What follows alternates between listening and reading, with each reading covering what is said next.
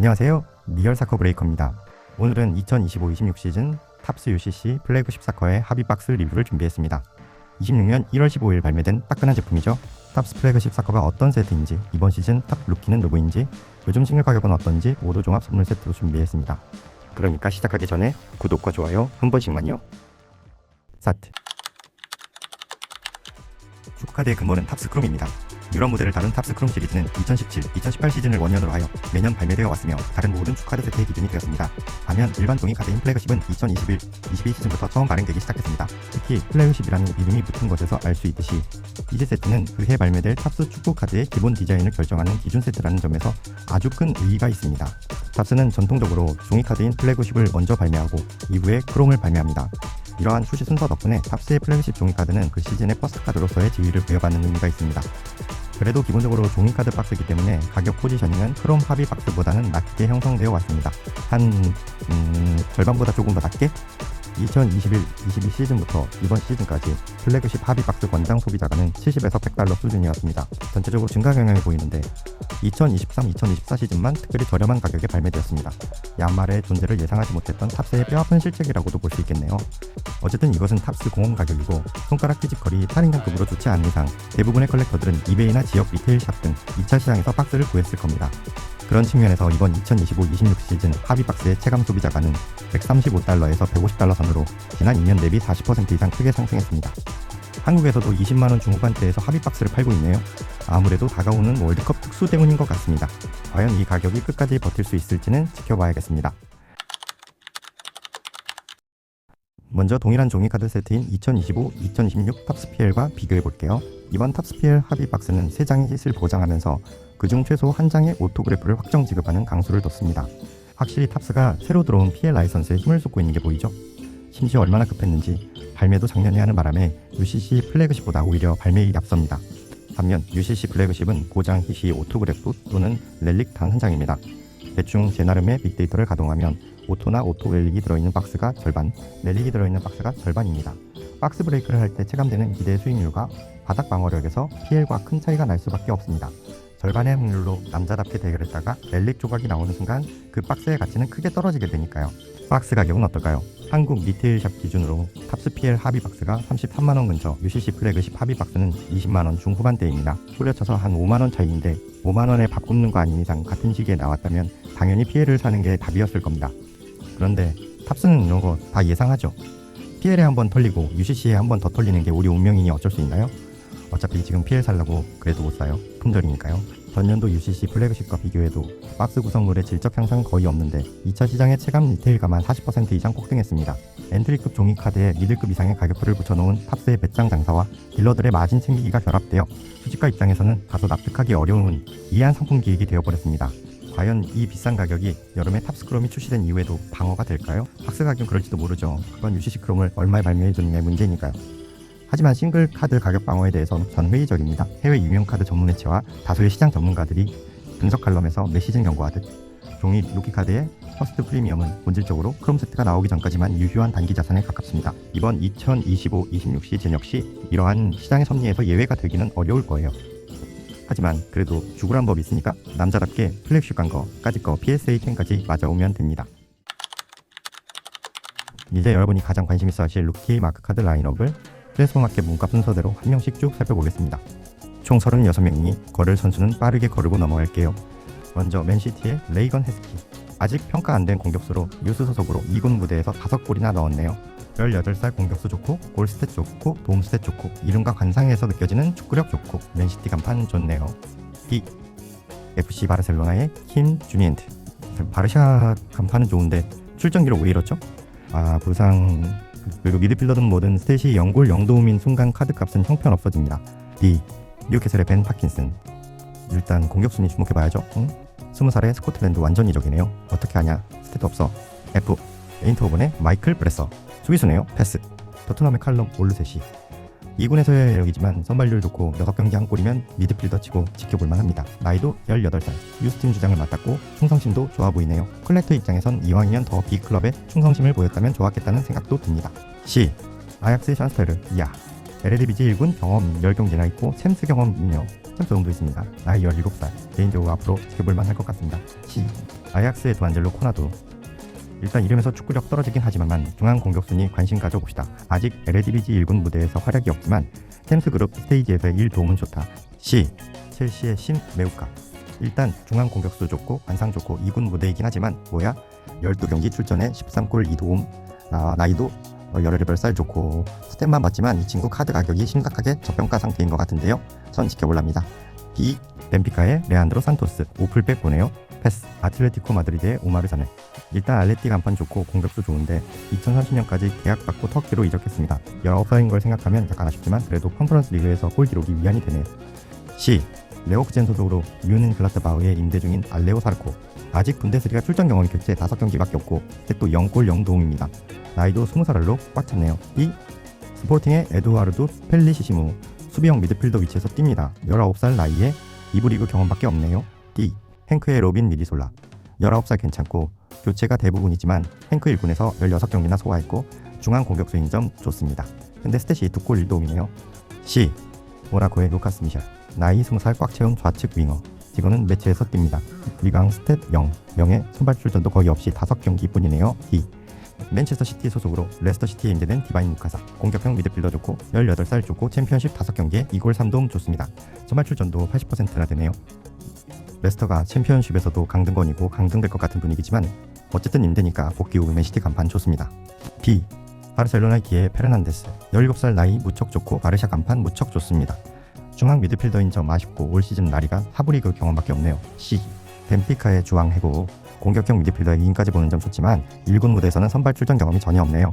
그래도 짧은 출전 시간 속에서 1골 1도움은 괜찮아 보입니다. D. 행크의 노아 아데베지 스턴버그입니다. 20살 꽉 채웠고 1군 경험은 좀 되지만 공격수치고 스탯 생산력이 너무 형편없습니다. D. 레버쿠젠의 아셀 타페. 중앙 수비수입니다. 패스. 스트라스부르의 압둘 우아타라. 야말보다 나이 많은 우측 윙어네요. 리그왕 선발 기록이 상당하지만 스탯 생산이 아쉽습니다. C. FC 바르셀로나의 드로입니다. $10,000 몸값의 공격형 미드필더이고 지금은 PSG에 갔죠. 팬들에게는 배신자로 낙인 찍힌 선수인데 하필이면 바르샤 유니폼을 입고 나온 이 카드가 퍼스트 카드가 되었습니다.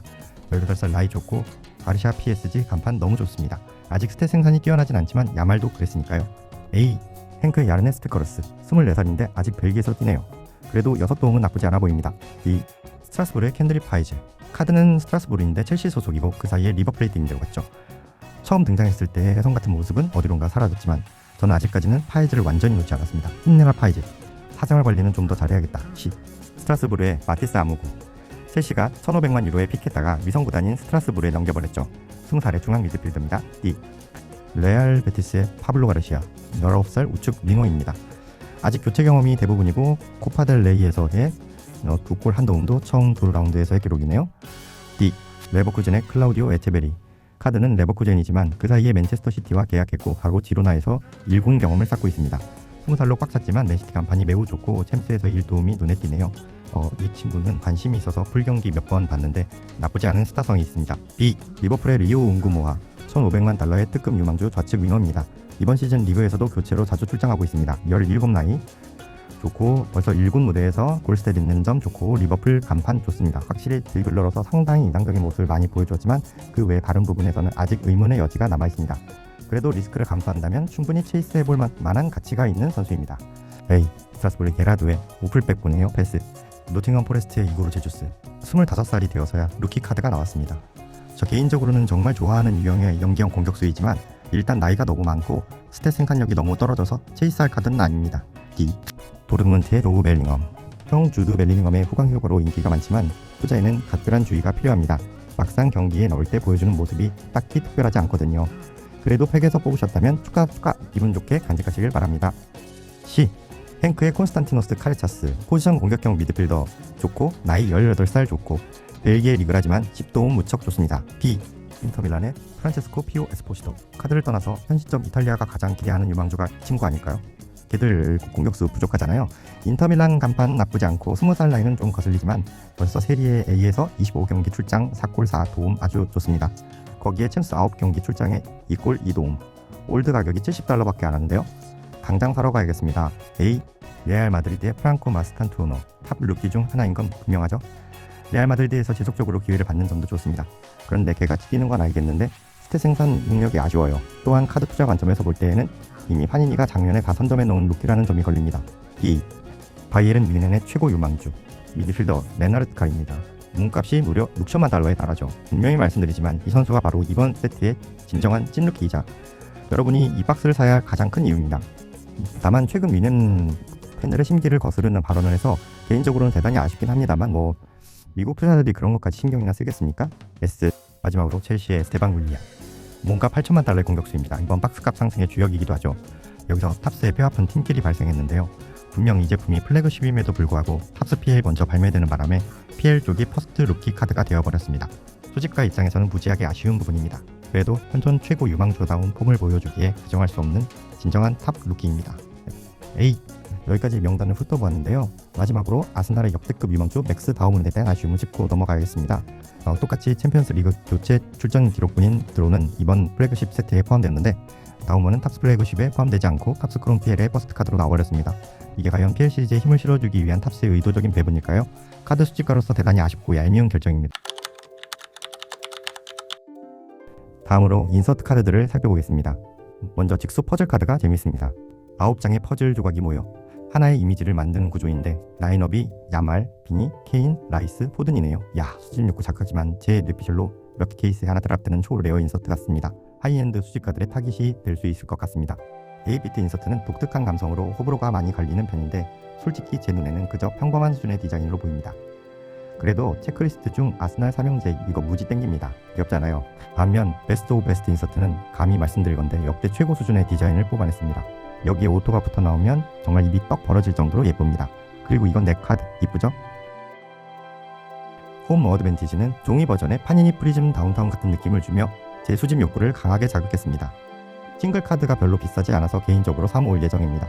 사실 음바페 홈 어드밴티지 노리고 20케이스 정도 도전한 것 같은데 안 나왔네요. 이번 시즌에 처음 추가된 루츠 인서트는 컴퓨터 이미지로 봤을 때는 다소 아쉬웠으나 실제 카드로 보니 느낌이 나쁘지 않았습니다. 특히 레버쿠젠 시절에 손흥민이 나온다는 점이 한국 컬렉터들에게는 특별한 의미가 될 것 같습니다. 마인드게임과 홈 어드밴티지 인서트는 케이스마다 번갈아가며 드롭되는 느낌입니다. 제 개인적인 취향은 무조건 홈 어드밴티지 쪽입니다. 스케치나 그레이 카드는 나오면 당연히 좋겠지만 제가 제 눈으로 직접 뽑거나 본 적이 없어서 섣불리 평가를 내리기는 어렵습니다. 플래그십은 종이 카드이기 때문에 인서트 디자인이 잘 뽑히기 더 쉬운 것 같아요. 특히 새하얀 화이트 컬러는 크롬에서는 컬러 블라스트 같은 SSPA가 허용되는 것인데 플래그십은 그냥 바탕이 하얀색이니까요. 이베이 전 세계 경매장에서 3월 1일 기준으로 $400 이상에 거래된 굵직한 주요 싱글 카드 내역을 살펴보겠습니다. 레너드 칼 25원정 오렌지 오토그래프 카드가 $1,069에 낙찰되었습니다. 질라탄 이브라이모비치 더 그레일 G9 카드는 각각 $800 그리고 $690에 거래가 성사되었습니다. 음바페의 스케치 아티스트 오토 1/1 카드는 $770를 기록했습니다. 에스테방 윌리안 슈퍼숏 프린트 카드는 $500에 판매되었고 무시알라 한정 블랙 넬리그 오토는 $462를 기록했습니다. 킬포든의 홈 어드밴티지 1/1 카드는 $80에 낙찰되었습니다. 제목에는 2024-25 시즌으로 적혀있지만 디자인을 보면 셀러가 오기지한 것이 분명하며 2025-26 시즌 카드가 맞습니다.